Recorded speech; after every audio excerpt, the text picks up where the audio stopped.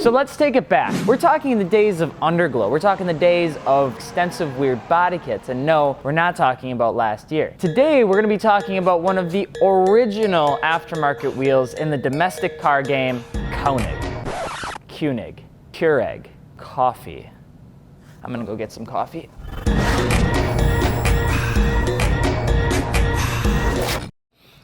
So Konig is actually a German word for king, which, since we're on the subject of German words, ich liebe dich, YouTube viewers. What? Konig has been a part of the aftermarket wheel scene since like the dawn of time, most notably in America and Europe. And when they were founded in 1983, they have risen and fallen depending on the trend in the last 30 or 40 years. So what makes Konig so special, and why is it such a hot topic when it comes to aftermarket wheels? Well, because almost every single person knows that Konig is synonymous with the aftermarket car game. And while Konig is a subsidiary of YHI International since 2005, who is a manufacturing powerhouse, Konig has operated relatively independently. So what makes Konig such a hot brand? Well, because of the fact that everybody just knows the brand, especially here in the United States. So where did Konig come from? Great question. 1982, there was a corporation called Panmar Corp, which actually specialized in exporting and importing products into the United States. Now, back in the early 80s, the aftermarket car scene was starting to rumble and bustle about, most notably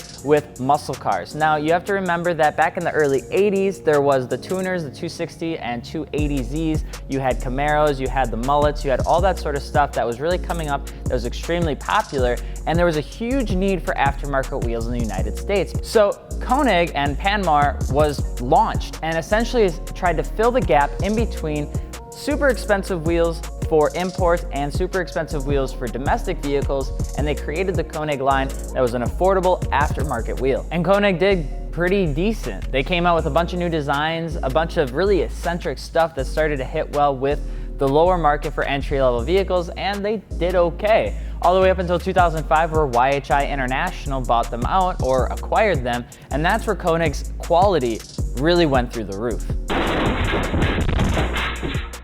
Hey, Ron. Hey, Billy.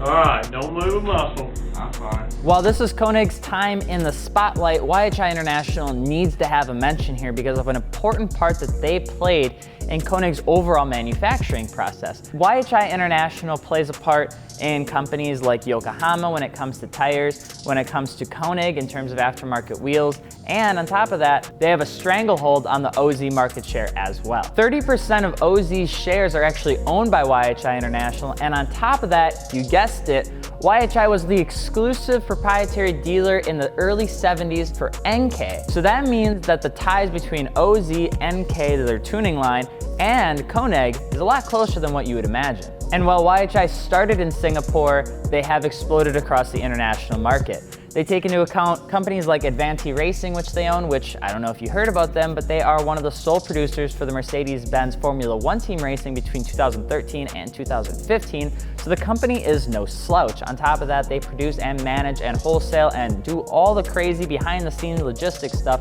for companies like Yokohama, for Nankang, and other prominent tire companies. So while NK and Konig may not share exact factories, it wouldn't be too much of a stretch to say that they did at one time, including if you go out onto the Konig website right now, you can actually see a lot of the technology that Konig uses in their most recent lineup is the same thing NK uses in their lineup. So what does all that mean? It means that they share more history than a lot of people would like to believe. And it's probably one of the biggest reasons that Konig has become such a prominent player as of recent in terms of low cost, high quality aftermarket wheels in this decade. So Konig wants to focus on tuner enthusiast style vehicles, but that's not all anymore. They want to be big. They have applications for aftermarket tuning, racing, Formula One. They want to do all of that stuff. But most notably, they want to really jump in to OEM application vehicles for Konig, Keurig.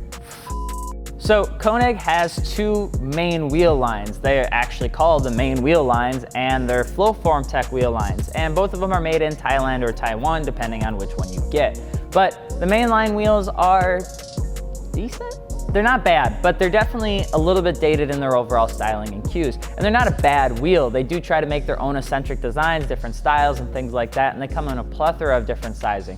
But the one lineup that really matters, the one lineup that I think Koenig is really jumping back into the game, is their flow forming wheels. Their flow forming wheels are like where it's at. The Renform, Appliform, Decagram, all those weird mathematical wheel names are the reason that Koenig has gotten so popular as of late. And on top of that, you can get a set of 18 by like 10.5 for under $1,000 for rotary forged wheels. I mean, it's absolutely insane that you can get that at a price point like that. So what is flow forming technology? It's rotary forging. It's the same thing.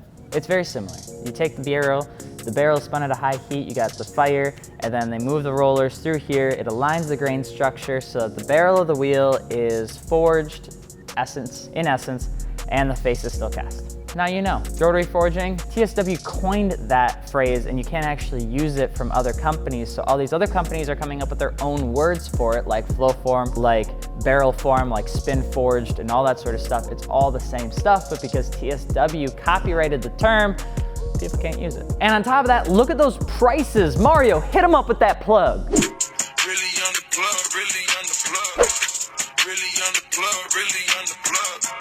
On top of that, Koenig uses the same technology as NK, which was matte technology. If you guys didn't hear, we had a video about NK, you can go watch that, but it's the same exact technology and processes. So you can be understood that the quality of Koenig, especially as of recent, has like,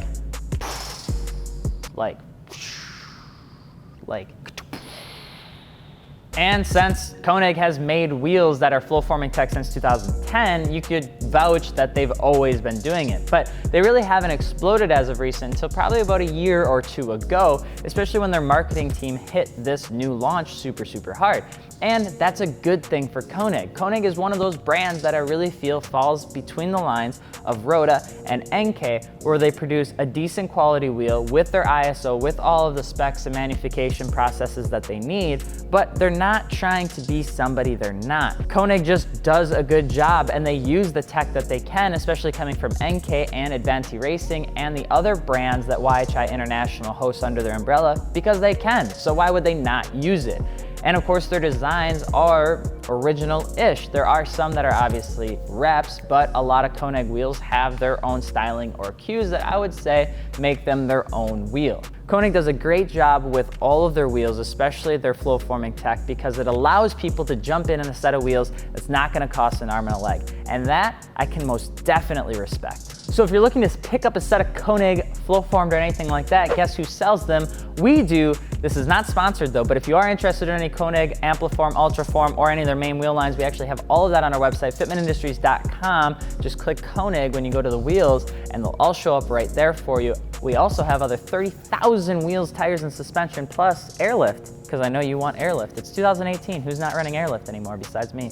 That is everything that we have on Koenig. We hope you guys enjoyed. Let us know if you have any questions, comments, or concerns. Drop a comment below. Let us know what you would like to see next. As always, we read every single comment because we want to. So we hope you guys enjoyed. I'm Alex from Fitment Industries, and we will see you later.